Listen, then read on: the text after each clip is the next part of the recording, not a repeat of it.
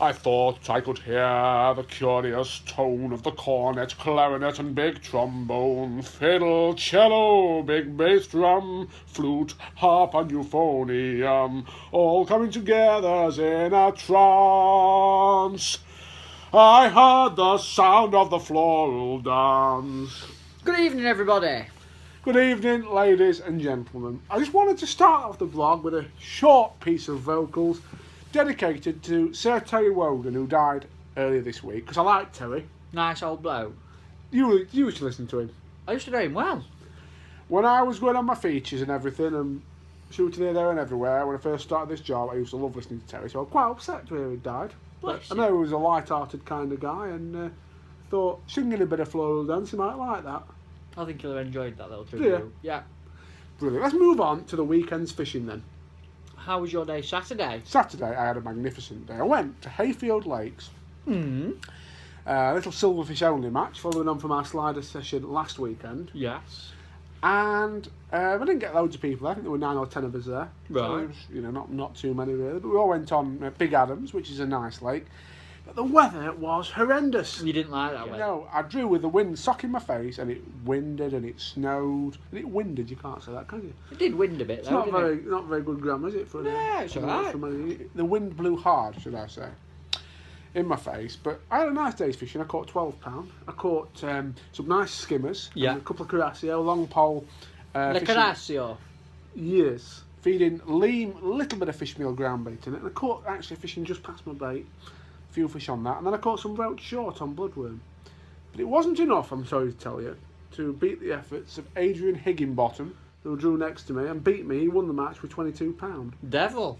But the interesting thing is, Matt, about it, and I'm not making excuses, because you know I don't make excuses. No. Maybe I'm making excuses a little bit, but he had a lovely flat bottom on the long pole. And you know what I had? A slope. A slope. So that's why I don't think my skimmer's settled. But so there's my excuse. I've got it in nice and early. But he's also awesome at that kind of fishing. And he did really, really well. So he won the match. Rob Perkins was second off the other bank. He had £13. Well done, Rob. Old pine top. Can't keep these old ones down, can you? Experience. They've got lots of it, haven't they? He's got over 55 years of experience, Rob has. On the bank? Yeah. And he brought that to effect, and you can see why. And he started fishing when he was, what, 20? So yeah, he's getting on a little bit now, isn't he? Definitely. I mean, I'm a bit worried though, because you know that bloke in the Bible, was it Samson who had big long hair? Yes. And he lived forever because he got long hair? You think that could be Rob? Well, no, he's cut his hair now, so he might well age really quickly. Oh, God. But yeah, he was second and I was third, so I had a nice little pickle, picked up 50 quid. How was your day, mate? I had a different day. I actually taking part or helping run something that's known as the Talent Pathway. Yes. It's a programme getting kids into fishing and letting them learn a little bit about match fishing, a little bit about fishing abroad internationally, and with hopes that they might get an England trial at the end of it. And we've got some great little anglers on it. Yeah. I think we had 9 on the session on Saturday. That was at Townsend Lakes near Wiz Beach. And had a great time. Did a bit of waggler fishing, a little bit of pole fishing. They all caught loads of fish, did really, really well. Got some nice little footage of some of them in action. Little guy Zach did really well. He's a great young angler. I think he's only 14 years old, but dead natural already. He gets a waggler rod in his hand and looked really good. And little Will McCranny, you know Will, don't you? I like Will, yes, yeah. He gave him my pole, but Preston, when I upgraded my pole, Preston very generously said I could give my old one away, so I gave that to William, and he was using it on. Yeah, he used it. I've got some a little video of him catching that. Lovely. And another guy joined us, Jack DeMan. He was very good. He cut some F1s on Jack DeMan? Yeah. Jack DeMan. He's proper cool here. Is he? Oh, he's cool as out, yeah. But he had a good time. He caught. So hopefully they learnt loads. They all seem to have had a good laugh. Is Zach from Norfolk? Is that Mark Murdoch was That's the one. Ah, yes. Mark brought him up actually. Did he? Yeah. Did he? I like Mark. But it was a lovely day. It was a really nice day. Really enjoyed it, and I think the kids did as well. So brilliant. And it's nice to see, mate, though I might say so. People like yourself putting a little bit back into it all. I mean, I really enjoyed doing the pathway last year.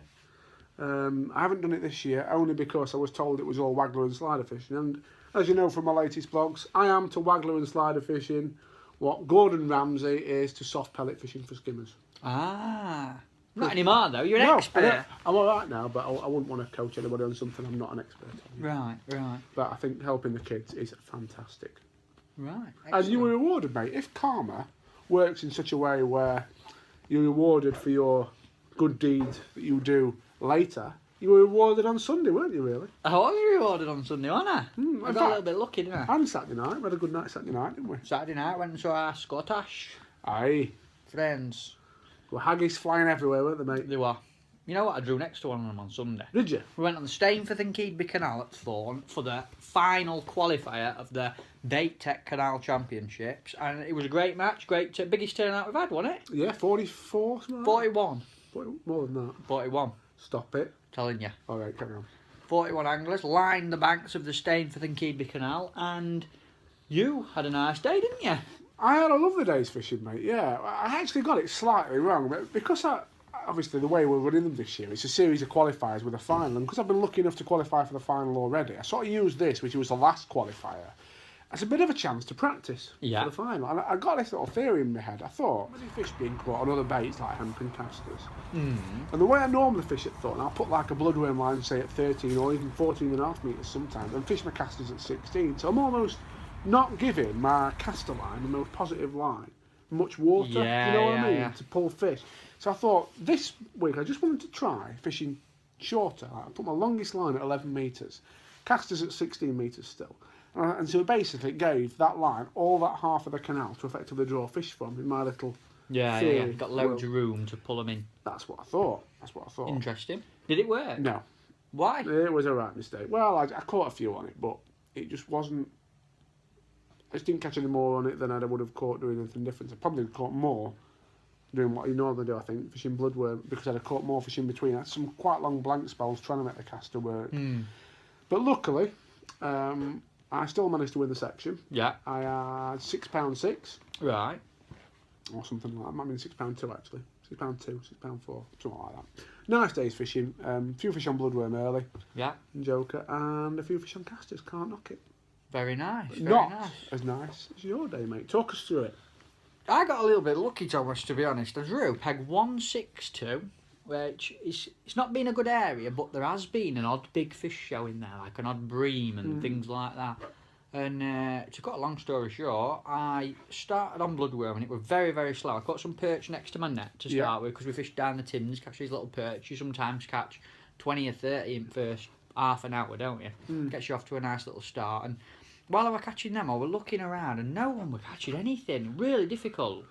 Like no one had caught a roach or anything on the longer pole lines. And then Davy Corcoran, the Scottish guy next to me, I tell you what, he put haggis in his ground bait. Did he really? Honestly. Did he? I saw him do it.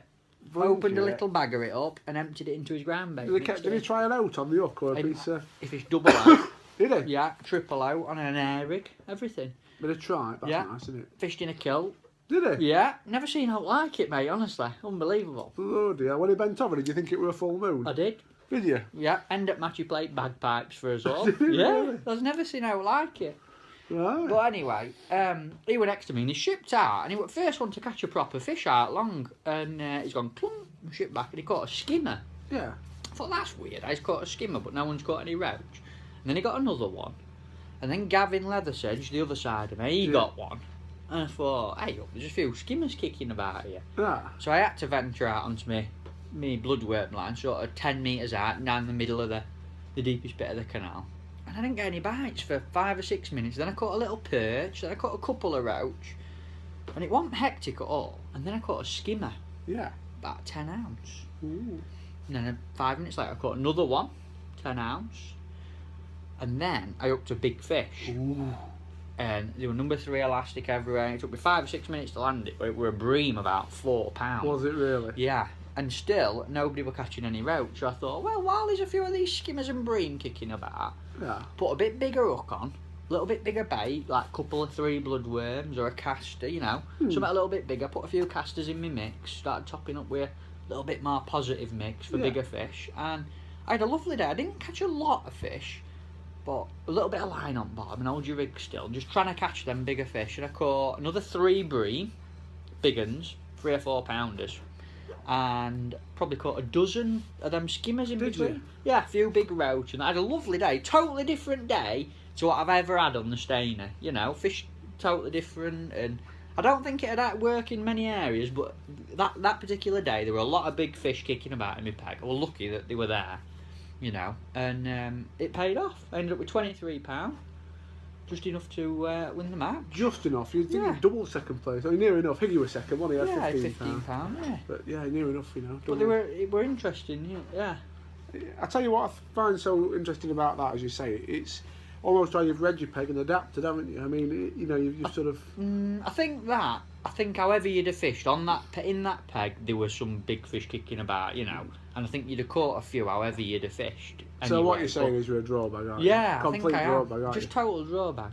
It actually came to light after the match that there was a pleasure angler on that peg the day before you caught £100. Several hundred. No, only 100. Did I? Yeah. Right. Did you On not know? cheese. He did catch on cheese, yeah, on Right. strep pegging. Damn, I knew I should have done something different. If you'd have tried it, mate. Yeah. But anyway.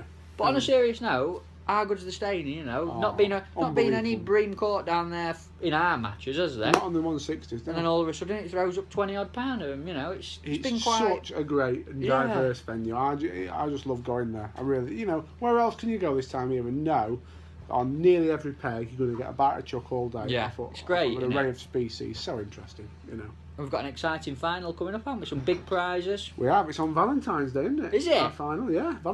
Valentine's Day date on the Stainey we've all got. So there's 34 anglers in the final. There's some proper money to win. Is there? How so much do you get if you win? if you win, you will get a £600 in cash. Yeah. And I think it's a £600 voucher from the sponsors Bait Tech, who've been very generous in their support Brilliant. of this Yeah. event. Thank you very much, guys, Yeah, for that. thank you, Bait Tech. So yeah, all in all, a great day. But we've actually had an interesting week in a few other ways as well, haven't we? We have. We've had a nice little trip out today, haven't we? Yes, we've been to the Guru Trade Show.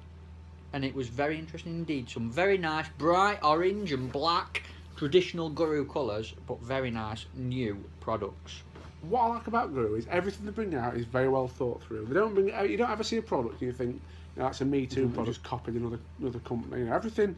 While they do some products that other companies do, I think they always try and put their own twist on it. You Definitely. know? I can honestly say I don't think there's anything in that Guru range that hasn't got a use. You know, everything they make got a very good valid use, and you'd use it. You think I could use that, don't you? Or I do as an serious Definitely. angler. Don't get me wrong, I think they appeal to the tarts as well, tackle tarts. Oh, It's a bit of a tackle tart brand, isn't it? Look at Pem and Adam, you know.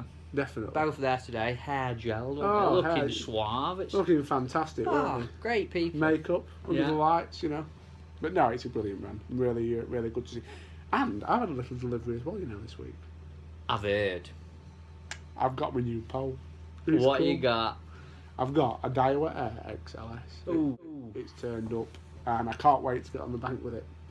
I've only really got it for certain situations, namely where, you know, at the moment I use two Daiwa G50s, and they're brilliant. They're nice pretty poles, much. them, aren't For they? all-round fishing, Matt, they're excellent. I mean, you have had the chat before, haven't we? We're both of the same opinion, really, in that if you want a pole for roach fishing, often a flagship pole isn't always what you need. Can be a because little bit stiff, can't they're very they? stiff, aren't they? More carbon than resin, and what that means is, you know, they're maybe not as durable. You can't abuse them, for want of a better word, quite as much as you can a cheaper pole. And for that, the G50s are excellent. You know, they must be one of the strongest mid-range poles out there. But they're also very fishable, and I fully intend to carry on using the G50 for most of my general Natural fishing, water. fishing, you know, anything like that. I don't see why I would change. It's just a brilliant pole. But there are situations like in the Drilling Knockout Cup final. Michael Buckwell and Lee Edwards both commented to me, you know, I was fishing 16 metres there with hard pellets. And obviously it's quite kinky, that sort of thing. You're lifting at bites, you know, you're trying to lay your rig in. You know, you have to ultimate control in presentation. And the weather was perfect, so there was no breeze. You know, it really would have rewarded a high performance pole that match. And so I think in certain situations it might be costing me. That's what I thought when I ordered it, and that's my thinking behind getting in the air. So I'm really looking forward to. I think getting it's out on the bank. proper interesting, isn't it? Because we get asked a lot about poles, obviously testing them at magazines and stuff. And I always say, like, for canal fishing, for example, the Stainey, you're cupping in big balls of heavy lead, striking hard, it's normally windy, the banks are bad to ship back on, and you just won't want to put a £3,000 pole through it. There's no need to, is there? Like, and but by the same token, when you're going to, but people often think because it's roach and small fish on a canal, a £3,000 stiff light pole is better. but I don't necessarily think it is. Whereas on a commercial, when carp are in mind, people seem to automatically think, oh, carp, I need a really strong, heavy, beefier pole. But I actually think it's the other way around. You know, when you're carp fishing, you're lifting to bites. Yeah. You're on a commercial that's not muddy. It's not got a big, steep thorn bank behind you and trees to ship through. You've got a nice grass bank to put your rollers and ship back gently. You know, you're not cupping in big, heavy balls of lean. You might tap a few pellets in. So, I couldn't agree more. Yeah. And even the way you play fish, if you think about everything you do, or nearly everything you do when it comes to commercial carp fishing now, is based around lifting into bites. Yeah. You're using a soft hollow elastic so Yeah. the fish follow your pole back as you ship. And the only bit that ever gets any real pressure Is your top kit. is your top kit when you're stripping elastic out and pulling. Compare that to, say, river fishing or canal fishing. If you Yeah. hook a bonus fish on a flat float, well, I don't know about you, but I like to get the elastic bottomed out, the pole in the air, so Yeah. that pole is getting all that pressure 100% to get agree. that fish away from where it's snags. So it's so much more demanding, isn't it? Natural venue fishing. Definitely say natural venue fishing puts a lot more strain on your pole and tackle than commercial fishing. So I'm really looking forward to having a play with this new toy. You let me have a go. I might let you have a try. Have a little waggle. Yes. Ah. So that's it, isn't it, Matt? Yeah, I think that's it for this week, isn't it? Can you tell them a joke before we end? I've started with a song. I'd like you to end with a joke. Joke. What? Ooh, let me think. Come on. I'm not putting pressure on you, mate, but hurry up. What do you call a man with a number plate on his head? Reg. What do you call a man with a number plate on his head who's related to you? Reg. Reg. Come on, another one. Keep thinking. Comedy ooh. act here for you folks. Hang on.